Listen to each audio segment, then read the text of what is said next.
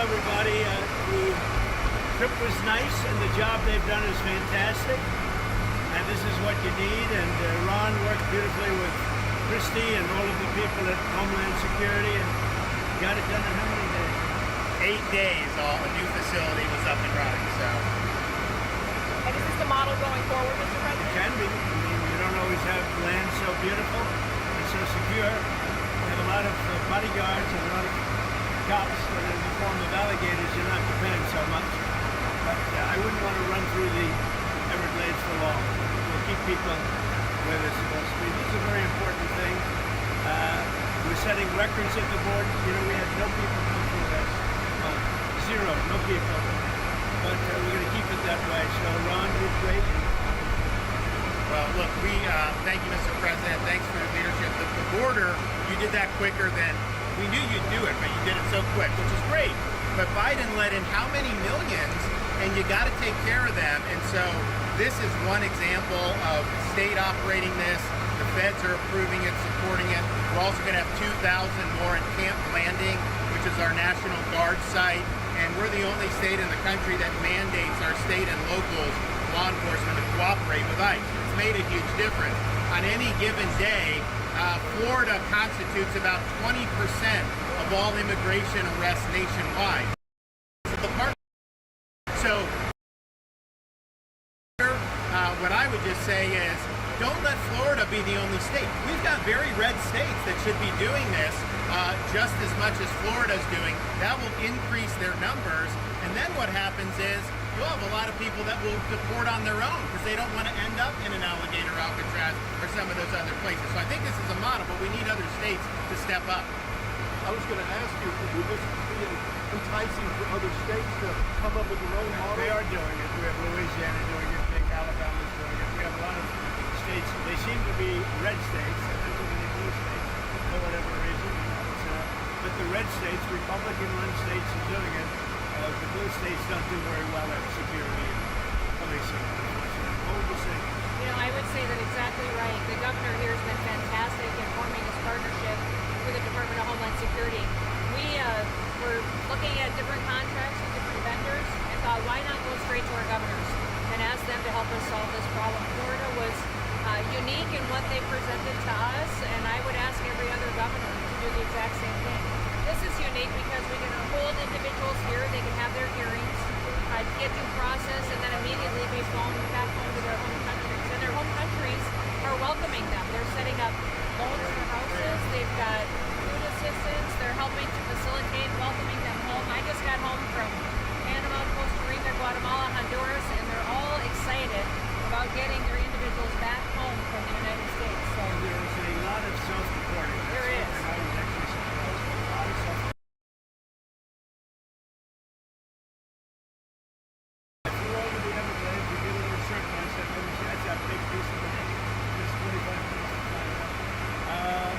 Is there potential for enlargement or additional facilities? There may be. I mean, I think what we're doing is, because this is an important part of Florida, we're using the existing footprint of this airport. So when you guys go over there, you'll see all the beds, the medical, the galley, everything is on the concrete. We're not using any of the other stuff. Now, as you'll see, there's a lot of concrete, so there very well may be. I know Secretary Noem and her team have said as soon as the president departs, we'll be open to start receiving folks. And so we'll see what the tempo is. We do have the 2,000 in Northeast Florida that will open very soon. So it is possible to do. One of the things I think that is exciting about this is we're offering up our National Guard and other folks in Florida to be deputized to be immigration judges. We're working with the Department of Justice for the approvals. I'm sure Pam will approve. But then I'll have a National Guard judge advocate here. Someone has a notice to appear, Biden would tell them to come back in 3 years and appear. Now you'll be able to appear in like a day or two, so they're not going to be detained hopefully for all that long. We'll have people here in this facility that can make, it's a bureaucracy.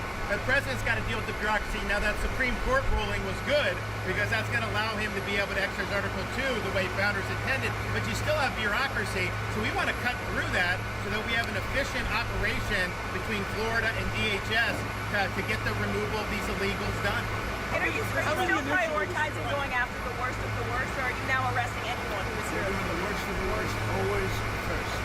And I think it's great government, what we've done. And nobody can ever forget that this group of people, Biden or whoever it was, Biden, whoever it was, what this group of people, a small group that circled the Resolute desk, what they did to this country. Think of it, what your time, all the time you have to waste through this. It's an unforced error. We had no problem with this.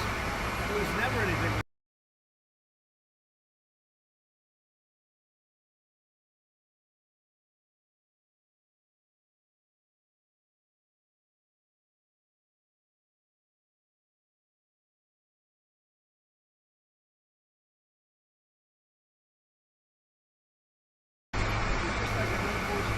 Mr. President, 2018, you suggested putting alligators in the Rio Grande to prevent crossings in Texas. Is this a dream come true for you, sir? I was thinking about that. I would say it was meant more as a joke, but the more I thought of it, and they were seriously, they were actually crocodiles. They were crocodiles from Africa. They are a step beyond. But no, that was really meant as a joke, but a lot of people liked it. A lot of people think we should do it. The Senate, it appears, is about to vote on I your hear we're doing beautiful well, bill. Ron. I hear we're doing well. Are you confident this can get I done don't by the know. 4th of July? What does confident mean when you're like, when you have one vote and you have 100 people going to vote? I think so. I think it's going to be the greatest bill ever passed, even for you, as an example. Tremendous amount of homeland security. Oh, tremendous amount. It's going to keep the border secure, because, you know, we have it secure now. We need to build more wall. I built almost 600 miles of wall. We need more wall. And all of that's covered in this bill. This bill is amazing for everybody. It's an amazing bill for Florida, too. Really great. You've heard the concerns about the Medicaid, though, Mr. No, President. we're not going to be playing with that. An estimated Only 11.8 waste million fraud. Americans could lose Yeah, their the coverage. Are Democrats you breaking have it your wrong. promise? Waste, fraud, and abuse. In fact, if you look at what's gone on, we've gone way back. We take care of Medicaid, we take care of Medicare. They will blow Medicare and Medicaid because they have no idea what they're doing. Just like they don't have any idea what they did on the border, they have no idea. Medicaid is in big trouble with the Democrats. So you can promise anyone who loses their health care coverage that is because of waste, fraud, and abuse? Waste, fraud, only waste, fraud, and abuse, which is what everybody Mr. President, Bush has about 50,000 troops stationed outside of Syria and Ukraine. What would you do if Russia authorizes the Senate in Texas? We'll see what happens. I'm watching it very closely. Prime Minister Netanyahu's visit next week. What are you hoping to get out of that? Do you think there'll be any Well, it's going to be a very quick celebration.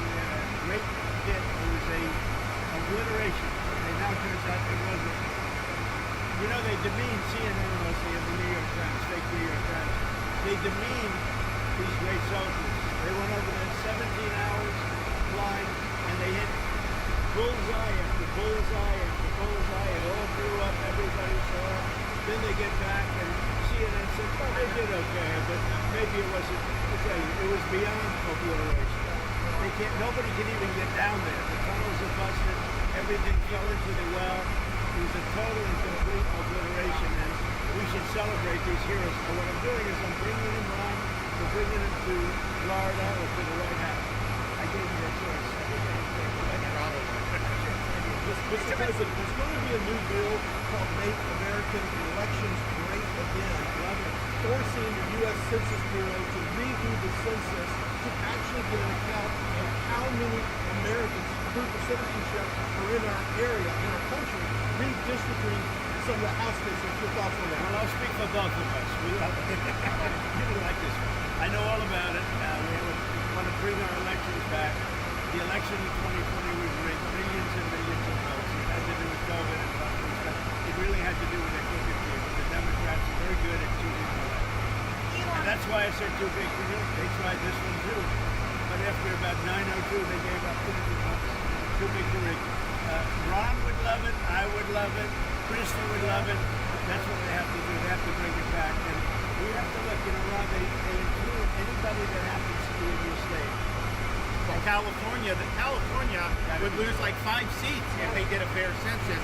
And even beyond that, the Biden census gypped Florida of at least 1 seat. We only got 1 seat in the last census. Are you trying to tell me that Florida only had 1 seat in that. We should have had at least 2. Texas should have had another one. That could be the difference in the House of Representatives in the majority. So I would love for them to redo the census for 26. My legislature will redistrict those lines. We'll get it to where it's fair. But as it's right now, this country is not fairly apportioned. I've got so many more millions of people in Florida that have representation because of that flawed census. Mr. I President, think it's going to do very well. A lot of people, it's captivating. Everybody wants it. It's going to get in. It's going to pass. And we're going to be very happy. Elon Musk is ripping into this bill again. Are you concerned the Republicans are going to be swayed by Musk and his money? No, I don't think so. I think what's going to happen is Doge is going to look at Musk. And if Doge looks at Musk, we're going to save a fortune. Thank you very much, everybody. I don't think you should be playing that game. Thank you, Mr. President. Thank you very much, everybody. Thank you very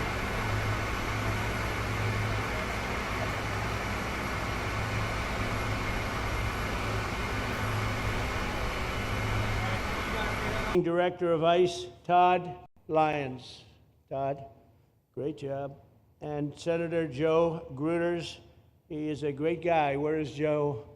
We love Joe. Thank you, Mr. President. Thank you We love very you. much. Welcome home. Thank you. Thank you, Joe. Joe is great.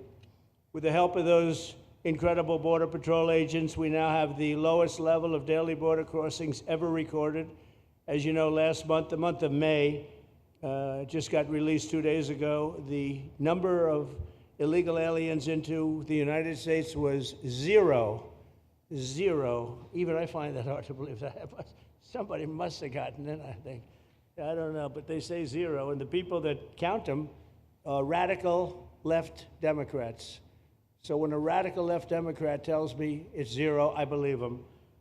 But there's still much work to do. In the 4 years before I took office, Joe Biden allowed 21 million people, that's a minimum, I think it was much higher than that, illegal aliens to invade our country.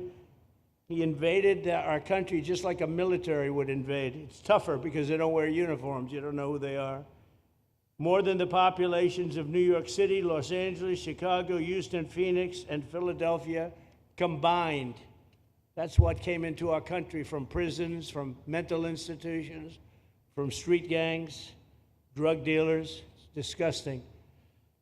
This enormous country-destroying invasion has swamped communities nationwide with massive crime, crippling costs, and burdens far beyond what any nation could withstand. No nation could withstand what we did, and we're in the process of doing it, but we have some great people doing it now, and you see them up here with me.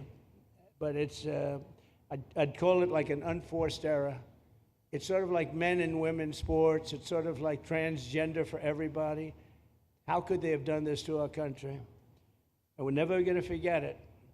Last year, 15% of all the hotel rooms in New York City were used to house illegal aliens at costs that they never got for luxury. They never got this much for luxury people coming in from the wealthiest places on earth. They made more money with the illegal immigrants, with many rooms costing more than $300 a night, 6 times the rent of a typical American family. In Denver, Colorado, the city was forced to cut $10 million from its police and fire department budget as part of a $90 million plan to house illegal aliens. And it's a population that's growing and growing and destroying Denver and growing, and again, it's destroying Denver, and it's destroying many other cities too.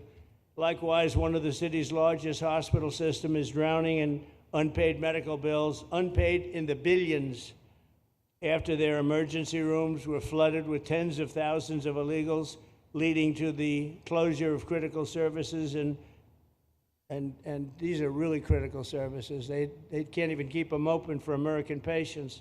The American patients were treated worse than any illegal immigrant. In Los Angeles, 1 in every 4 students in the public school system is from a household headed by an illegal, and most of them don't speak English, so they're in a school system, and they don't have interpreters, they don't have anything, they don't speak English. What a mess, what a mess. Unforced error, all these people allowed to come in. The United States is now spending $78 billion a year on translation. Okay, think of that, $78 billion a year on translation, and smaller numbers on special education programs for non-English speakers in our public schools. So $78 billion. I think that's not a mistake. I would say $1 million maybe, hundreds of thousands of dollars, $78 billion, Joe, on translators and non-English speaking work. Federal government, the Justice Department, it's more than twice the cost of maintaining the United States Justice Department, what we're spending on translation and other things to help. In total, the average illegal alien costs American taxpayers an estimated $70,000. That's each, $70,000. I think that number is even low. If you care about balancing the budget, the single most impactful step we can take is to fully reverse the Biden migration invasion. One of the worst invasions we've ever had. We've never had an invasion like this. We've had invasions, but we've taken care of them. We've never had an invasion like this, and it's with us. And we have some very bad people out there looking to do big harm. That's why the one big, beautiful bill includes funding for 3,000 new Border Patrol officers and 10,000 new ICE agents. And I've gotten to know the Border Patrol and ICE very well. Unlike Kamala, she was the border czar, but she never saw the border. She never made one phone call. She was some border czar. She would have been some president. Probably would have been slightly better than Biden, though. I had to run against both of them, you know? The one guy, it's like a fighter. You knock out the one guy who's doing badly, then they put somebody else in, but fortunately she was a stiff also. Otherwise, I would have been very angry. I would have been extremely angry. The heroes of ICE will also help round up and remove members of the savage drug cartels which are coming back into our country. And we got them out. Now some of them came back in. We just got them out again, and that's going to be a vicious cycle.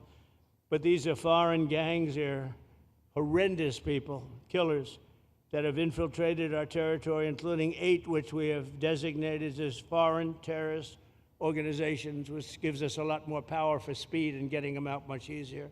And we had a great court victory, as you know, on Friday that allows us to do what we have to do from the Supreme Court of the United States.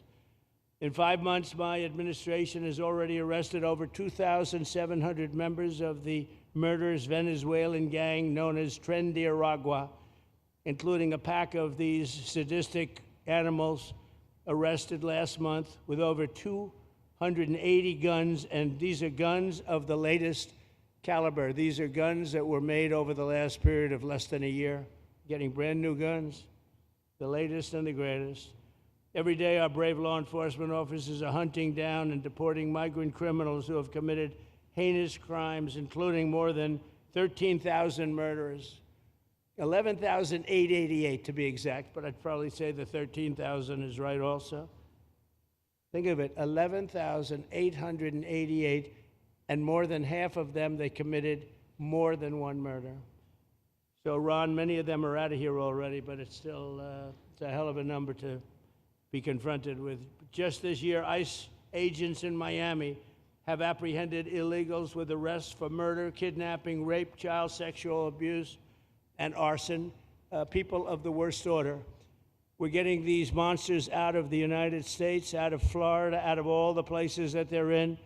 And on January 20th, I signed an executive order empowering governors and state police to be deputized to enforce federal immigration laws, and Ron's already taken advantage of it. It's a tremendous advantage for the states. Most of them are doing it. Actually, the blue states tend not to do it. Even a couple of them have, though. And I want to express my tremendous thanks to the state of Florida for embracing this opportunity and being a true partner. They've worked so well with the federal government. It's been just a beautiful, beautiful partnership. So, Ron, I'd like to thank you personally. You are my friend, and you'll always be my friend. And we may have some skirmishes even in the future. I doubt it, but we'll always come back because we have blood that seems to match pretty well. We have a relationship that's been a very strong one for a long period of time, and I appreciate it, very much appreciate it. And also, Secretary Noem, I'd like to have you say a few words. You have been unbelievable, the job you've done. You and our favorite person, Tom Homan, have done, and your whole staff, because it's a lot of people, and Tom acknowledges it all the time. He respects you so much. He respects the staff that you both built. And you're really doing one of the great jobs. And it was great that you could work with Ron in Florida so well, built such a great facility. So please say a few words. Thank you very much. I don't know if this will work. Well, thank you, Mr. President. First of all, I want to thank you for putting the safety and the security of the American people first, and the way that you never lose focus on making sure that America stays our priority and that the families that live here get the chance to grow up and to raise their children in communities that are safe and that give them an opportunity to pursue the American dream. This facility here is a fantastic representation of what can happen when all of government works together and when it's accountable to the taxpayers and to the citizens that live here. The president signed an executive order that allowed us to build partnerships with states and with local law enforcement officers, which is exactly how things should function in this country. More power, more authority given to people locally so that they can take control of their own destiny. And so we have already been working under the 287G program to deputize law enforcement officers, whether they be state highway patrol, local sheriff's departments in all of our states, and allow them to go out with our ICE officers, our border patrol officers, and make sure that we're getting the worst of the worst off of the streets. We also recognize that as we've been doing that and returning people back to their home countries, that we need detention facilities. We need beds to put them in place so that they can have their due process before they return home. And this facility is exactly what I want every single governor in this country to consider doing with us. What happened to start this conversation was that a young man named Jimmy Percival in my office, my general counsel, who came from Florida and used to work here, called up the Attorney General and the governor and said, hey, what do you think about partnering with us on a detention facility that we could put in place that would allow us to bring individuals there? There's an airstrip close by. You guys volunteered the assets that you have and the connections that you have and worked with Kevin extensively so that we could come here, have their due process given, and return them home to their countries. And in 8 days, this facility has been stood up. And I want everybody to recognize that detention facilities that ICE adheres to is a higher standard than is required at state levels, at local Department of Corrections facilities, sheriff's offices. This is a state-of-the-art facility, air-conditioned, isolated though for security purposes, which is very helpful. And I appreciate so many people being willing to work together to make a project like this happen. Right here on this location, we'll have about 3,000 beds. Other location will have another 2,000 beds that will allow us to bring individuals across the country that we are bringing in and incarcerating for violating our laws and immediately get them out of the country as soon as we possibly can. It's exactly what we need to be perpetuating in other states. And what I would say is, I want all of you to notice these flyers that we've got, is that everybody who sees these flyers or anybody who sees these news clips should know you can still go home on your own. You can self-deport. If you go on the CBP Home app and go home now, you will get the chance to come back to the United States legally. You will get the chance to come back and do it the right way. If you don't, you may end up here. And you may end up here and being processed, deported out of this country, and never get the chance to come back. That is the consequences of breaking the law in the United States of America. Listen, our job is to uphold the law. This is a country of laws. We have a border now, and because we have a president that cares and recognizes that we need to be a nation of borders and a nation that upholds the law. If you break the law, there's consequences. We will deport you and you will never get to be a United States citizen. You'll never even get to come back here and work and to pursue the American dream. But if you decide you want to go home now, go home. And we'll help facilitate it. We'll buy your plane ticket. We'll get you there. In fact, I just got back from Panama, Costa Rica, Guatemala, Honduras. Those countries are excited to get their citizens home.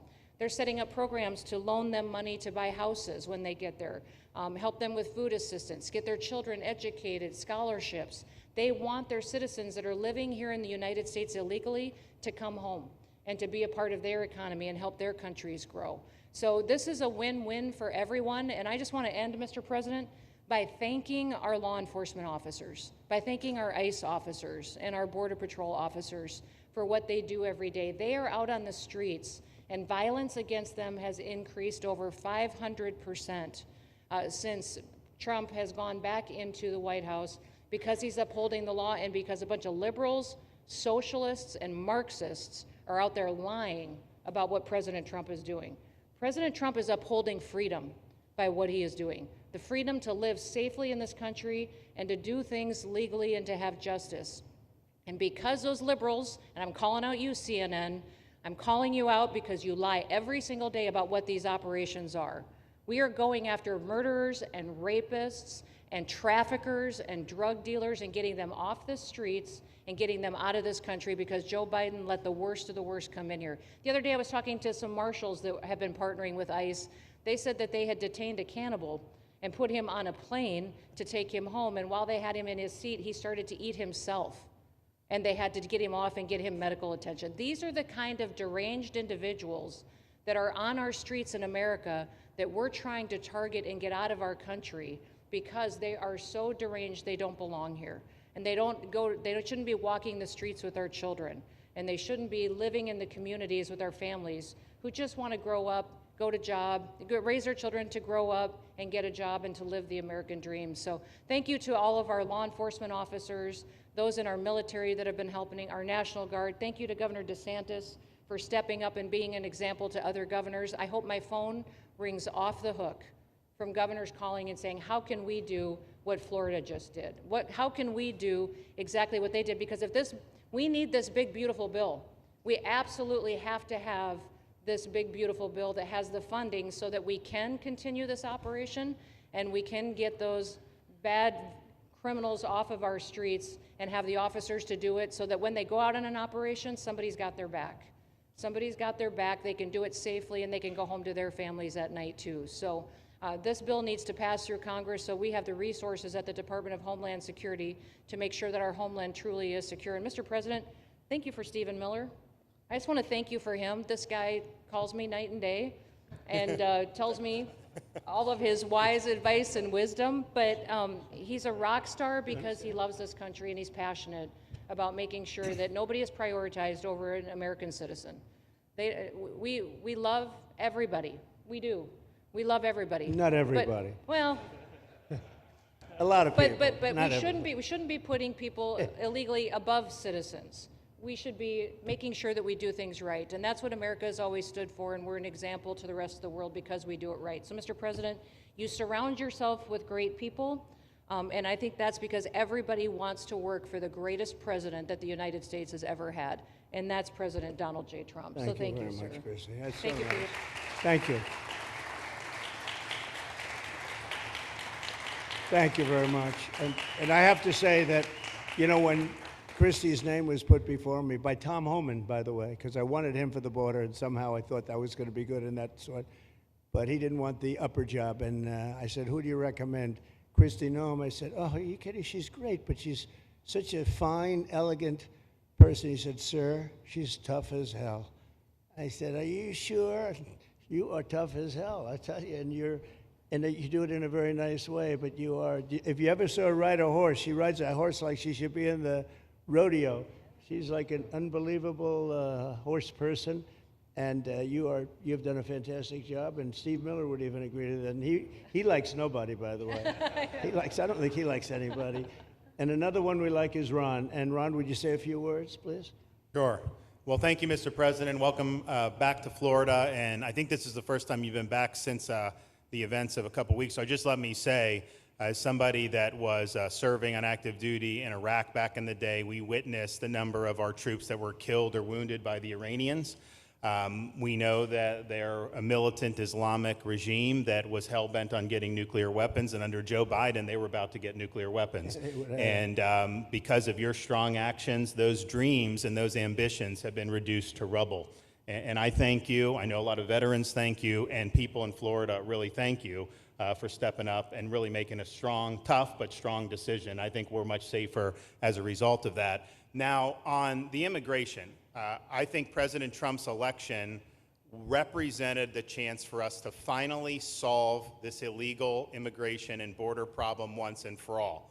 I knew he was going to do the border, although he did it very quickly and very thoroughly. I think that no one can say that that's been anything but a spectacular success. But then we have the issue of Biden let in how many millions of people? And you had millions that had been in over decades previous to that. You can't have a country if you don't have respect for the rule of law. You can't have a country if foreigners get to decide who comes in. No, we the American people make that decision, who's allowed or not allowed to come into our country. We've seen Europe be overrun by open borders, so we're not going to let that happen here. So when President got elected, I knew that the states had an important role to play in facilitating this really, really historic mission. We're the only state in America, Florida, that requires full cooperation with ICE from all state and local law enforcement entities. And what is the net result of that? We have these agreements for these 287G task force with sheriff's departments, police departments, state agencies, and it's really instrumental in rounding up a lot of really bad people who shouldn't be here. If you look at the number of those full-blown 287G agreements that have been executed around the country, the state of Florida counts for 60% of those. If you look at the number of immigration arrests of illegal aliens on any given day, the arrests happening in Florida constitute between 15 and 20% nationwide. So we're all in on this because we understand how important it is to our citizens. It crowds schools, it crowds medical, it crowds housing. Yes, you have illegal alien crime as well, and people want the problem solved. And the only way we're going to solve it is if states like Florida step up and help the president, help Secretary Noem get the job done. Now, this facility here was really in response to us working with DHS and ICE from the time the president got sworn in, and the number one thing they kept coming back to was, you know, Biden decimated the agency. I mean, let's just be clear. You could have illegals in Florida. Biden would just release them. Even when they had notices or they had orders to be removed, Biden wouldn't send them back. So their interior enforcement collapsed under Biden. So they're building it back up. But they're like, we need detention space in order to be able to bring about more deportations. And so what we have here can hold 3,000 now. We have 2,000 facility up at Camp Blanding that we're going to be open, which is our National Guard site. But think about what you have here. They come here, say they already or been ordered to be deported. You drive them 2,000 feet to the runway, and then they're gone. It's a one-stop shop. And this airport that's been here for a long time is the perfectly secure location. It's going to make a big difference. And let me just thank everyone who was involved. We got the call from DHS a little bit more than a week ago, and here we are 8 days later with this facility open, and as soon as Air Force One departs, it'll be swept, and it'll be open for business to be able to do. But our goal here is to process them and be able to effectuate their return to their home country.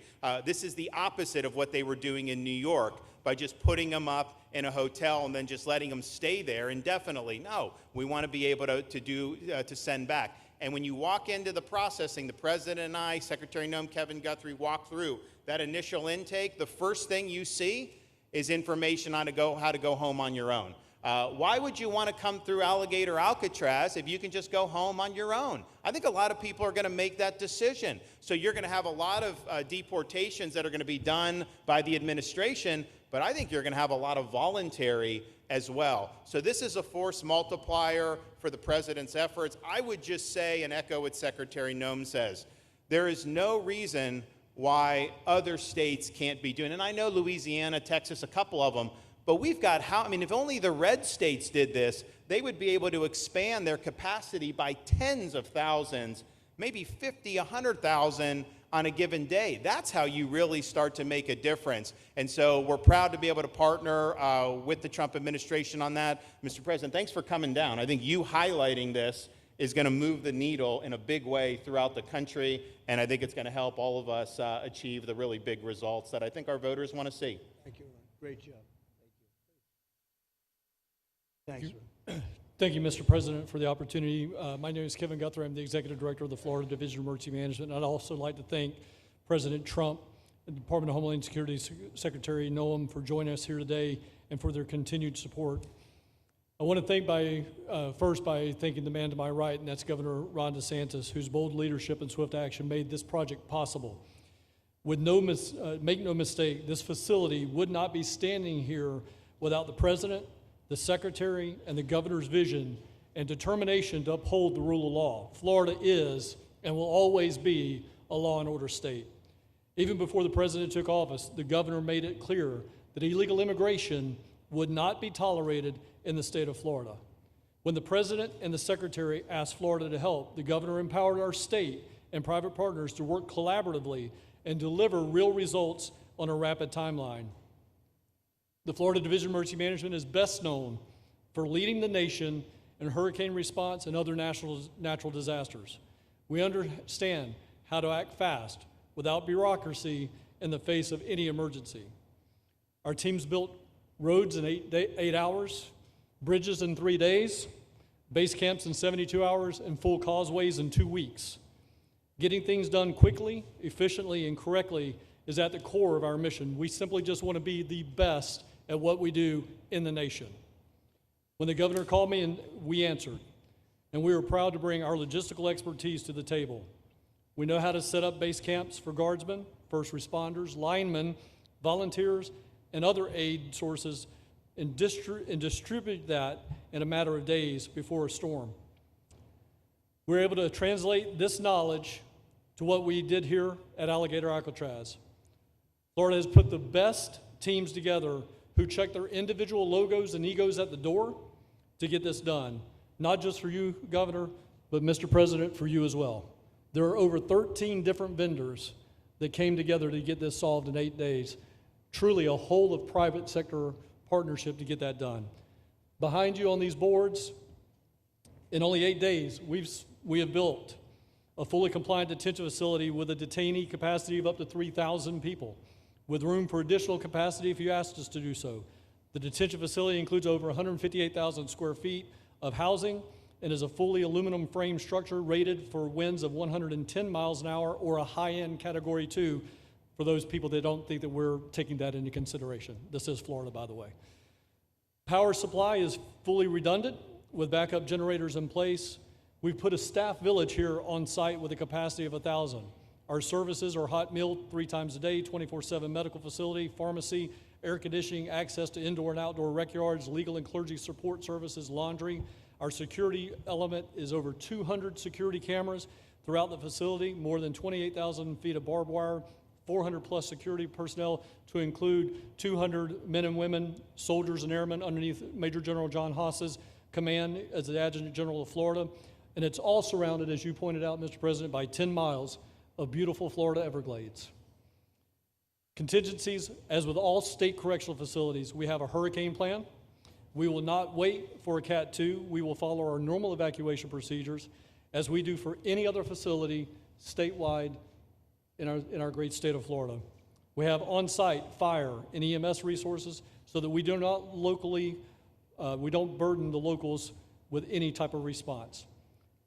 All in all, sir, this has been a perfect state logistics exercise for this hurricane season. Everything we did here in the last 8 days, God forbid, if we have a hurricane, we're going to do it again. This was a dress rehearsal for us, and we are ready, willing, and able to support you, sir, the governor, secretary, and everything that you need us to do. Just a week ago, it was a taxiway and a runway, and now it's a fully functioning facility. We are happy to support you, Mr. President, Governor, Secretary. Fantastic. Thank you.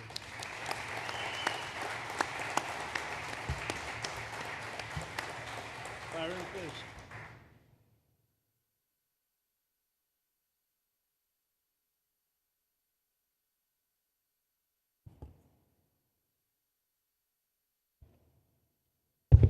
There we go. First of all, Mr. President, we all have to thank you for your leadership and for the mandate that the American people gave you to finally secure our borders and to deport criminal illegal aliens and longstanding illegal aliens out of the United States.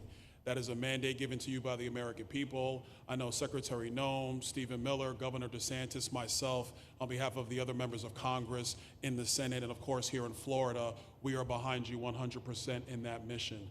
To the governor, I really appreciate you and commend you for your leadership on this, taking swift, decisive action to building this facility. One of the things that has occurred because of the work you did earlier this year with the legislature is that our sheriffs are out there every single day. They are arresting these criminal aliens in our streets, and they're seeing some backlog in their jails. So this facility primarily goes to address some of that backlog and then to help us fulfill the mission that the president has led us to. So Governor, thank you for your leadership and thank you for your decisive action on this. It really does mean a lot to all the people of Florida, of course the people of the 19th Congressional District. Secretary Noem, I mean, what can I say? The president's right, you're double tough. So we appreciate all your leadership. You and Tom Homan have been doing a great job. And I'm actually going back to DC after this because we have to vote on one big, beautiful bill in the House. We have to get that to the president's desk so we can get you the resources that you need to fulfill the mission that the American people have asked us to do. I totally agree with what Mr. Guthrie has said. This is a logistical marvel when something like this occurs. We've seen Florida Department of Emergency Management answer the bell time and time again. The governor has said we need to accomplish this, and DEM gets that job done. And we had a side conversation about, I know there were some concerns. People were like, well, what happens if a hurricane comes? What happens if this happens? And I looked at Kevin Guthrie and I said, you already have a plan, don't you? And he goes, of course we have a plan. You know that we do. This is what Florida does, Mr. President, and so I want to commend you for your leadership and your vision on this. Governor, thank you for all that you've done with your vision and determination. Secretary Noem, we're going to get the bill done so you get the resources you need. See you, sir. Thank you very much. Oh, thank you. Wow. Thank you. You know, I'm waiting, listening to these wonderful words, and they are music to my ears, but I was also wondering how we're doing, because I know this is prime time. It shows that I care about you, because I'm here, and I probably should be there, but we do care. Thank you very much. James, please. We're all happy now, James. Yeah. Well, I can speak on behalf of all of our sheriffs, state law enforcement, our police chiefs. We are going to continue to make arrests, our pedals to the metal, as many as we can. We want to fill this place up. The governor and Kevin have shown they can build bridges in 3 days, so why not some detention facilities? Hopefully there's more to come. And you really kind of were the inspiration for this. We like the idea of reopening the original Alcatraz. I don't know if that can happen or not, but we thought, hey, we've got our own natural Alcatraz in the middle of the Everglades. Right. Great runway, great perimeter, so let's make it happen. In Florida, we walk the walk, and we will deliver for all of you. Thank you. Well, I heard you were responsible for the locational pick, and you cannot have picked a better location. I said, whoever the hell made this choice, I know you take it a little heat from some environmental groups, but I take it all the time, and that's an honor. But I heard you were very responsible for that choice, and that was a big choice. Thank you very much. Great job, James. Thank you. Do you want to finish over here, and then we'll go over here, and we'll go back and celebrate the big, beautiful bill that you just got passed. You sure that's right, Brian? Yeah, all right. Wow, good. He's doing a good job. Right. Wow. Mr. President, first of all, I just want to say how grateful we are that you're back here in your home state of Florida. You've been doing an amazing job, not only at our border, but around the world, keeping this country safe and Americans. We are grateful for your leadership. God had a plan for us, and it was Donald Trump. So thank you for that. As a member of the Immigration Board and as the Commissioner of Agriculture of this state, I've been happy to help lead with the governor and the rest of the cabinet on this issue. We're very proud Secretary Noem's here today and others to represent not only the United States in our efforts to make this commitment to keep our citizens safe, but we're going to continue in Florida to remove the barriers to have your vision come true of a safe United States. We're going to get these illegal criminals out of this state, and we really appreciate you and your leadership in this effort. So thank you for being here Thank you today. very much. You're doing a great job, too. Thank you. Thank you, Mr. President. Joe Gruters, State Senator. I'm a member of your Homeland Security Advisory Council, your Vice Chairman. Thank you for that appointment. Getting to watch what you've done over the last 5 months to deliver on a 50-year hope and dream of the American people to secure the border. When President Trump came into office on January 20th, the United States had endured the largest wave of illegal immigration in human history. Not just American history, human history. And within just a few days, President Trump, through his strength, leadership, diplomacy, and vision, achieved the most secure border anyone in the world has ever seen. When we recently went overseas to the NATO summit, I had senior staff in foreign governments come up to me and ask me how he achieved the Trump miracle on his border, and could that be replicated in their countries? For individuals who don't work in this space, to have 0 successful illegal entries in an entire month should be an impossible achievement. There's a 2,000-mile border with one of the poorest countries in the world, and you have open travel from 150 countries into Central America and South America. There are 2 billion people in the world that would economically benefit from illegally coming to the United States. And through the deployment of the military, through the deployment of novel legal and diplomatic tools, through the building of physical infrastructure, through the empowering of ICE and Border Patrol and the entire federal law enforcement apparatus, President Trump achieved absolute border security. And now, once this legislation is passed, he will be able to make that with those resources permanent. Watching what you've done, sir, has been one of the honors of a lifetime. I'm proud to be able to play any role in it.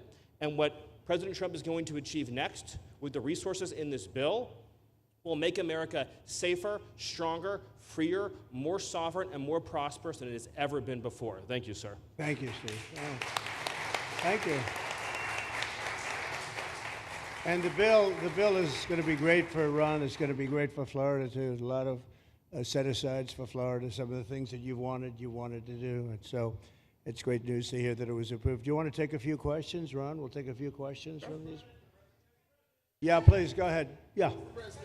Thank you, Mr. President. Given the likelihood of the One Big Beautiful Bill passing, and we look forward to the success of this facility here, how many more facilities like this do you feel that the country needs in order to enact your agenda of mass deportations? Well, I think we'd like to see them in many states, really, many states. This one, I know Ron's doing a second one, at least a second one, and probably a couple of more.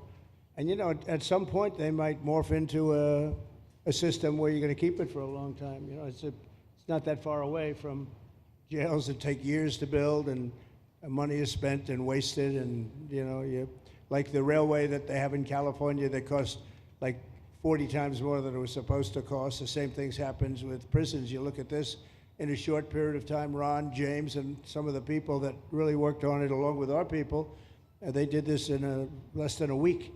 And you look at it, it's incredible. The incredible thing is picking the site, because the site was one of the most natural sites. It might be as good as the real Alcatraz site. You know, it could be. Well, that's a spooky one too, isn't it? Huh? That's a tough site. But so I think it could last as long as they want to have it. I mean, you may morph this into, you know, your prison system, frankly, which I know you always need, unfortunately. I'd like to say, you know, a little controversial, but I couldn't care less. We have a lot of bad criminals that came into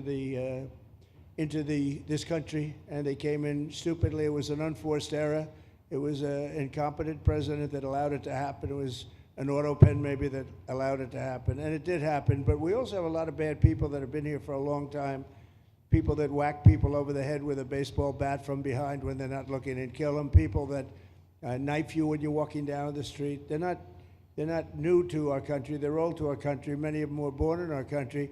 I think we ought to get them the hell out of here, too. You want to know the truth. So maybe that'll be the next job that we'll work on together. But I think getting them out, you know, we forget about them. We had some bad accidents in New York. And they're not accidents. They were done very much on purpose. People being pushed into a subway just before it arrives, going 40 miles an hour. And they're 10 feet away from where the thing is. You get pushed right into the face of the subway train, get whacked and killed. And these are sick people. I'd like to get them out of here, too. Yeah, please, go ahead. White shirt, glasses. Julio Rosas, Blaze Media, sir. A couple months ago, I ran into former DHS Secretary Mayorkas, and I asked him a couple questions about his disastrous handling of the border. He didn't like my questions. But the number one question that I heard from people in responding to my video was, why hasn't he been arrested yet?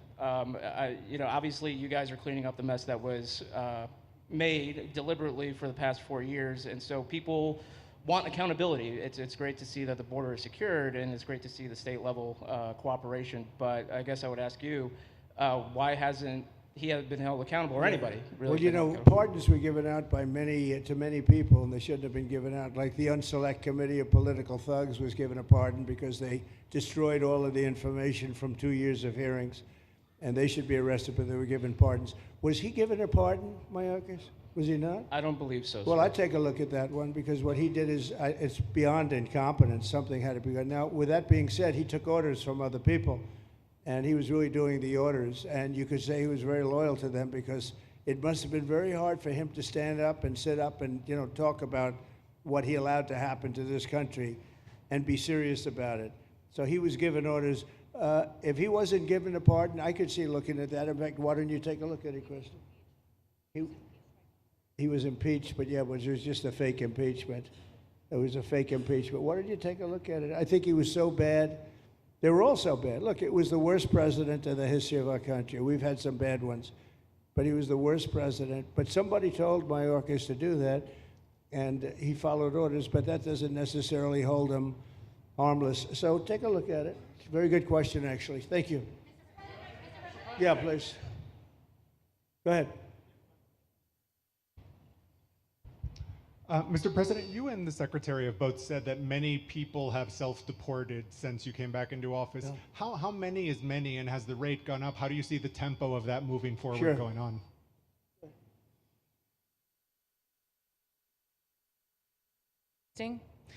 We have had several 100,000, but also we have many that have self-deported not even using the CBP Home app. When I have gone to these other countries to negotiate security agreements and information sharing on criminals, who's coming and going into their countries, they report that hundreds of thousands have come home that weren't on our radar, that they are coming home on their own and self-deporting because they want the chance to be able to go back to America someday. So we believe it's over 1 million, possibly more than that. I'm asking all of those countries for their information on what they have of individuals that may have returned home, that they have taking advantage of their programs to help them become a part of their civilization again too. So we know it's over 1 million, but we have to, I'm getting more information and that number will grow. If they don't leave, they never get the chance to come back. If we have to take them out, and we will, they'll go out, but they never get a chance to come back. The other way, we actually make it a little bit easier for them to come back. Okay? Thank you. Good question. Thank you. The bill is now passed in the Senate, but we are already hearing from some Republicans in the House who say they cannot get on board with the changes that were made to the bill in the Senate. What is your message to those holdouts? Well, I just heard that about the Senate, and the bill just passed, and it tells you there's something for everyone. I mean, it's a great bill. There is something for everyone, and I think it's going to go very nicely in the House. Actually, I think it will be easier in the House than it was in the Senate. And just to be clear, on the Medicaid cuts, you've promised not to cut Medicaid, said this is all just targeting waste, fraud, and abuse. Are you saying that the estimated 11.8 million people who could lose their health coverage, that is all waste, fraud, and abuse? No, I'm not saying that. I'm saying it's going to be a very much smaller number than that, and that number will be waste, fraud, and abuse. And if you look, they took a much more liberal stance on the Medicaid situation than they could have. They had a tough stance and a weak stance. They took not a very strong stance on that to start off, and it's waste, fraud, and abuse, and everybody wants that covered. What number is that? What analysis are you seeing? I'm not seeing a number, but I know it's much less than the number you gave, and we really were very, very cognizant of three things. Social Security, we're going to take care of it beautifully. Medicare and Medicaid, and we are going to save it, whereas the Democrats are going to, you won't have it. They will destroy Medicare and Medicaid, and they have to because their numbers don't work. So it's not going to happen. They're the ones that have destroyed Medicare. They have made it so bad already, they're going to make it a lot worse. But now we'll be in charge, so we're going to have no problem with Medicaid or Medicare or Social Security. Thank you. Yeah. Claire Gall with Wink News in Fort Myers. What is your direction to ICE when it comes to arresting farm workers here illegally, other workers in industries that are pretty critical to Florida's economy? Yeah. Well, we're very much cognizant of that, and as you know, I won the farmers by 92%, and I'm not going to be abandoning my farmers. We were strong on the borders, but we're also strong for the farmers and for others in the hotel industry, et cetera. You know, we have similar situations, and Christy and I, and we'll be working with Ron and a lot of the states. We're going to work something where the farmers can be responsible for some of the people that have, and they have people around for 10, 15 years that they know very well. We're going to put them responsible, and we're going to issue a form of a card or document and the farmer's going to be responsible for these people. They're not going to have citizenship, but they'll be working, they'll be paying taxes. We need to get our farmers the people they need, otherwise our farmers aren't going to be able to do their land. You know, it was tried once before, many, many years ago, where there was a very strong guy, and he got everybody out, and every farm, almost in the country, but every farm in California, every farm in Iowa, almost all the farms went bankrupt. They had nobody to work, and we don't want to have that situation. So we're going to work it. We're going to put our farmers and others in charge of the people that they have under them. They know the people, and I think it's going to work out really well. We're going to take care of our farmer, but we're going to get the criminals out, okay? Yeah, go ahead, please. Thank you. Mr. President, how do you respond to critics who fear that a 3,000-bed detention center and the waste that that could produce will pollute the surrounding federal protected land, including land that both administrations have invested billions of dollars in restoring? Well, I was one of those that invested billions of dollars and hundreds of millions of dollars right here in the Meadowlands, but in the Everglades, and the Meadowlands too in New York. If you look at what we did up there, speaking of the Meadowlands, a lot of places like this, but this is a very unique one. One thing I'll say about this land, we'll be gone a million years and this land is still going to be here. It's not going to be much different. You'll have the water moccasins, you'll have the alligators. You may not have people, but you're going to have all those animals. They're going to be around, and you got plenty of them out here. I think it was a brilliant choice, and I think almost anybody in his or her right mind would say this was a brilliant choice. I give the governor a lot of credit for using this piece of land. And in addition to that, it's on top of something that was already developed. It's an airport. You know, you have the runways, you have so it's already been developed. So it's not like you're dropping dirt right into the thing. There was zero movement of that. That was done many years ago because the airport's very old, but it was an abandoned airport. And frankly, it's like perfect. And you can do expansion on this site substantially without doing anything. So the people, I heard them complaining about the Everglades. There's no, I don't think you've done anything to the Everglades. I think you're just enhancing it. This was already here. How long has the airport been here? Decades.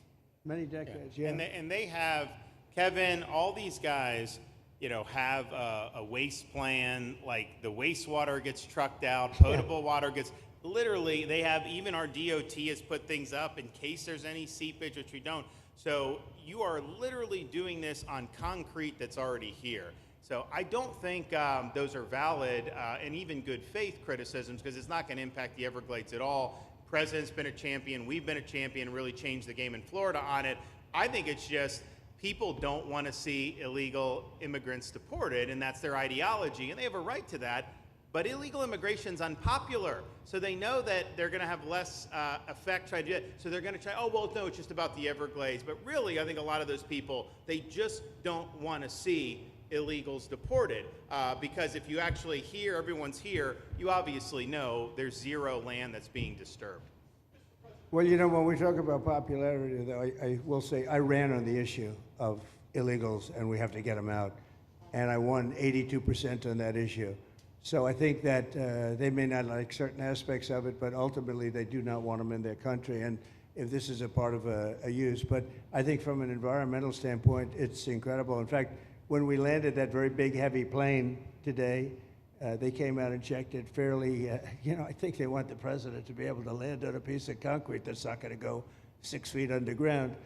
And they checked it. They came back and they said, this thing is really solid. So it's been there a long time. It's going to be here a long time, and it was a great choice of a site. Thank you. Yes, please. Brian, go ahead. Yes, sir. The people of Syria were recently seen on the streets waving American flags, chanting Trump, Trump, Trump. They're so appreciative of the economic sanctions that was lifted on that country, giving them a little bit of hope for prosperity. You want to comment on that? Well, they're great people, and the man that is leading them has a reputation. You know, he's the head of some pretty tough organizations, and a lot of people criticized me for that. I said, well, what are we going to do, take him out of a day school, a country day school?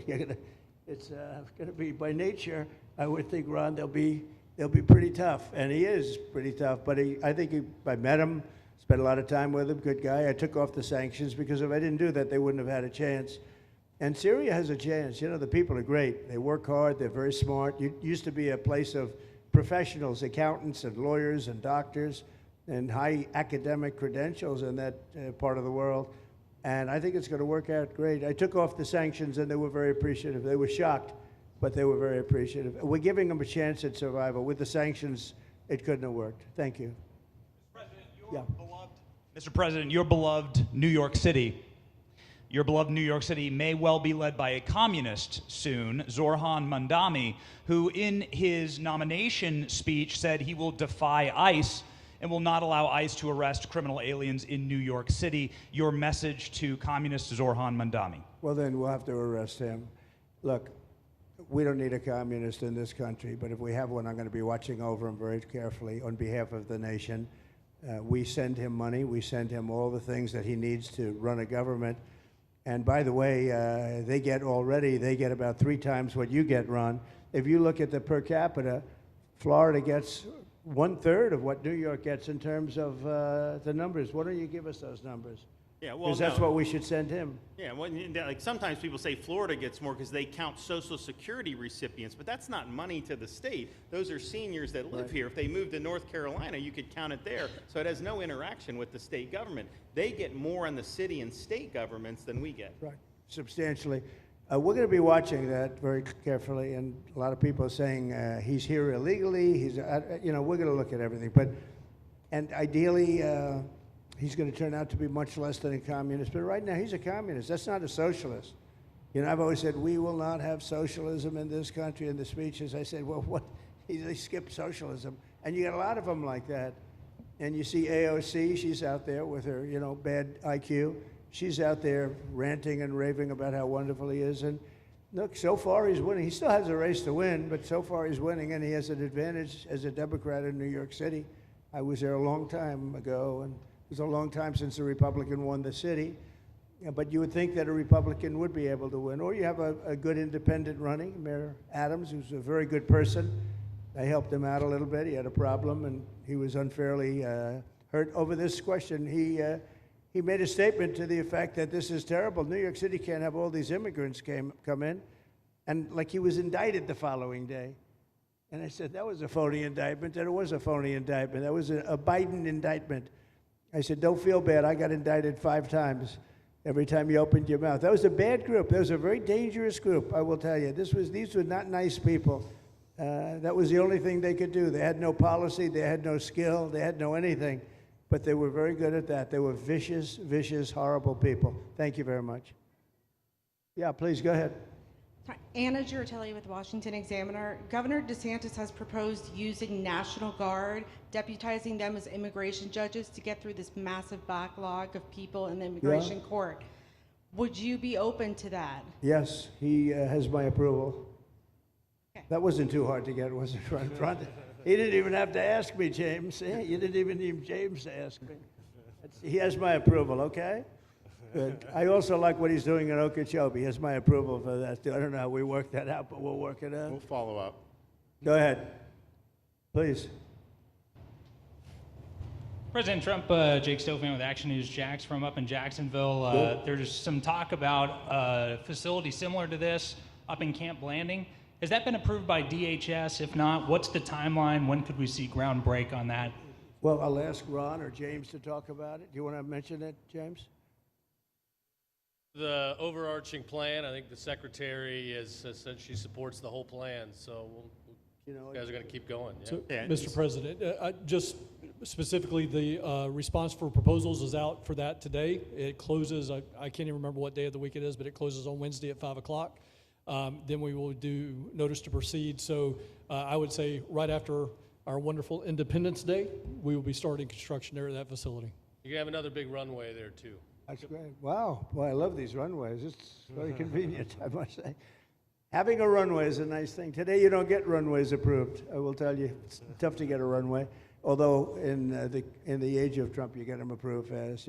We're approving massive electrical bins, what they call them bins, but big electrical facilities for all of the factories and the AI that's coming in. They're going to build their own electric. They're going to be really. They're going to be made into electrical providers. They're going to have a lot left over. They'll put it into the grid. I think, they're going to end up doing so much. They'll put it into the grid. Won't even cost anything from their standpoint. But so we have a lot of that happening. We get approvals fast. So But I was just saying, runways are hard to get, but we'll get them now. But in the past, I would say over the past 30, 40 years, when you can get a runway, that was considered gold. Okay, please, go ahead. Go ahead. Sure.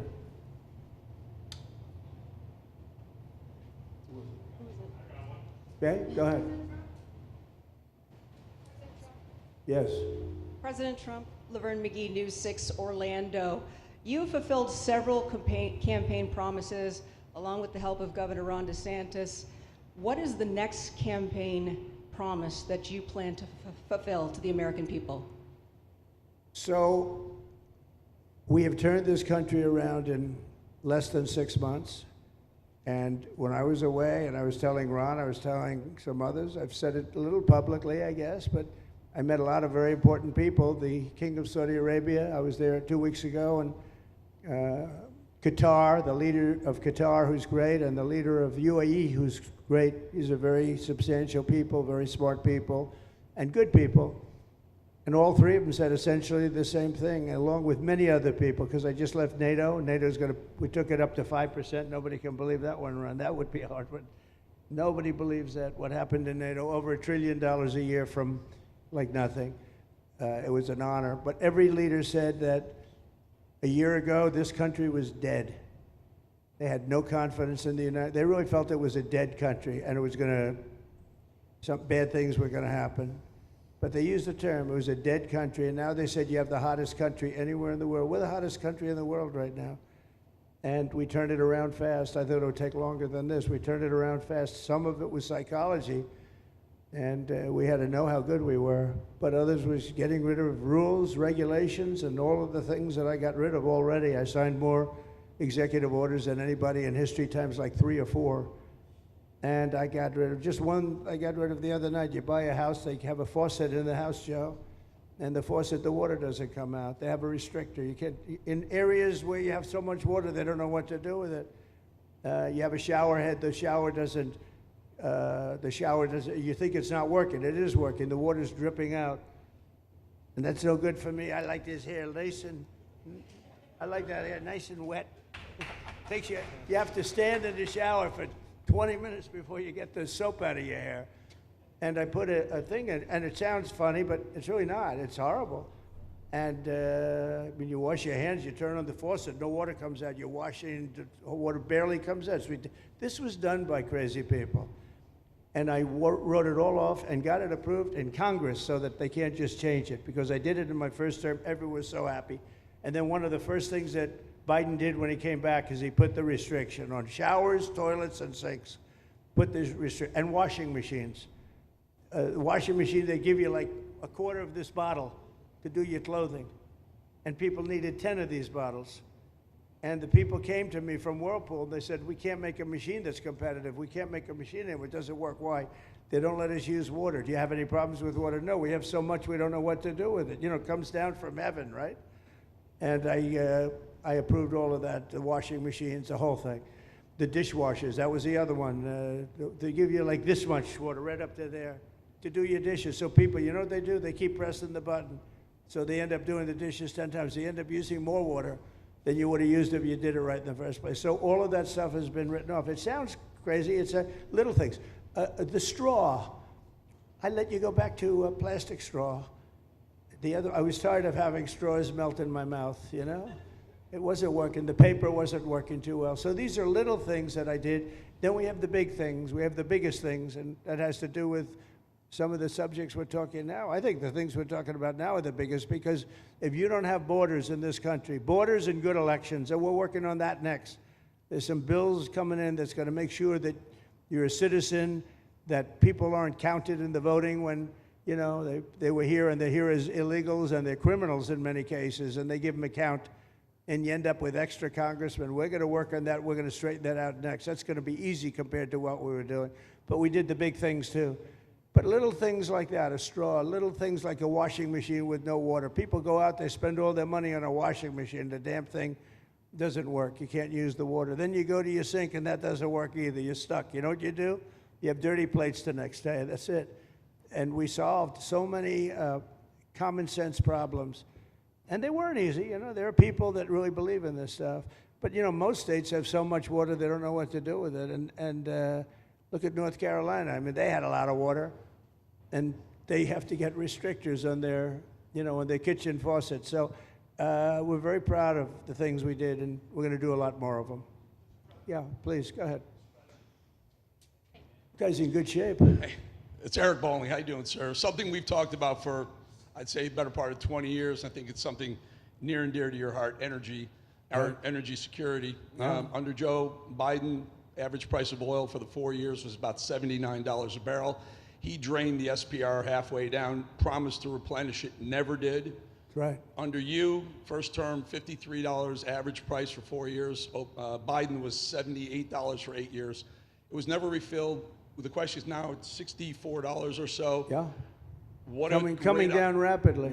Coming down, and what a great opportunity to fix another one of Joe Biden's problems, one of the things he broke in America, giving us the energy security of an emergency SPR, Sure. fill it to, maybe even go beyond and fill it to 1 billion barrels this time at a much cheaper price. Thoughts on the energy sector? So it holds 77 million barrels, and we had it up to the top, if you remember. And I was proud of that, and I made a deal to buy it at the lowest price of oil. It was a good deal, good instinct. And we filled it up, and when he came in, he started using it to keep oil prices down because he blew our energy policy out. Energy and his bad spending is what caused inflation. So now we have no inflation. Gasoline just hit $1.99 today in 5 states. $1.99, isn't that a nice sound? It was up to $4. And going up to 5, 6, and 7. In California, it was $7.70. But we just hit in five states, $1.99, $1.98. And it's coming down to that level, so that'll be a big thing. And one of the reasons the prices and costs are going down when you go to the supermarket, because I said I was going to get costs down. We're getting the costs down. Food is coming down. When I came out, my first week, if you remember, I had a lunatic reporter screaming at me saying, eggs are going through the roof. What are you going to do about eggs? I said, I just got here. I didn't know anything about eggs. I had to call you. I said, look, I just got here. Tell me the problem. Well, they doubled in price, and they're going to be 5 or 6 times higher. They were right, actually. I said, let me work on it. And now we have eggs down to the same numbers it was when I first came in. You know, we lowered the cost of groceries. A simple word like that, groceries, it was like almost a strange word. I hadn't heard the word in so long, but what could be more beautiful than the word grocery? And we have the prices way down. We have the energy way down. Energy brought the groceries down, if you want to know the truth. And, you know, so we think we're going to get it lower, and we're going to fill up the it's called the Strategic National Reserves. I had it topped out, and this guy would use them every time before the election. He'd use them whenever they had an election. It was artificial. But believe it or not, as big as that are hundreds of millions of barrels of oil, all filled up at low prices. But it was really meant for wars, and it wasn't meant for keeping your prices down during a holiday so that somebody could get elected. But they used it, and they didn't bring it. The only mistake you made, they didn't bring it a little down. They brought it right down to the bottom. The thing is practically empty. They never filled it up. They never spent 10 cents in filling it up. And we'll do that. When the market is right, we'll fill it up. I want to fill it up when the market's right. Thank you. How about one more question? Okay, please, in the back. Dana Marie McNichol, Fox News Channel. Mr. President, is there an expected time frame that detainees will spend here, days, weeks, months? And does that have anything to do with the immigration judges you just spoke about being trained and staffed here? When you say, what was the first part of your question? Is there a specific time frame you expect the detainees to spend here, days, weeks, months? In Florida? Yes, here at Alligator, Alcatraz. I'm going to spend a lot. Look, this is my home state. I love it. I love your government. I love all the people around. These are all friends of mine. They know them very well. I mean, I'm not surprised that they do so well. They're great people. Ron has been a friend of mine for a long time. I feel very comfortable in the state. I'll spend a lot of time here. I want to, you know, for 4 years, I've got to be in Washington, and I'm okay with it because I love the White House. I even fix up the little Oval Office. I make it, it's like a diamond. It's beautiful. It's so beautiful. It wasn't maintained properly, I will tell you that. But even when it wasn't, it was still the Oval Office, so it meant a lot. But I'll spend as much time as I can here. You know, my vacation is generally here because it's convenient. I live in Palm Beach. It's my home. And I have a very nice little place, nice little cottage to stay at, right?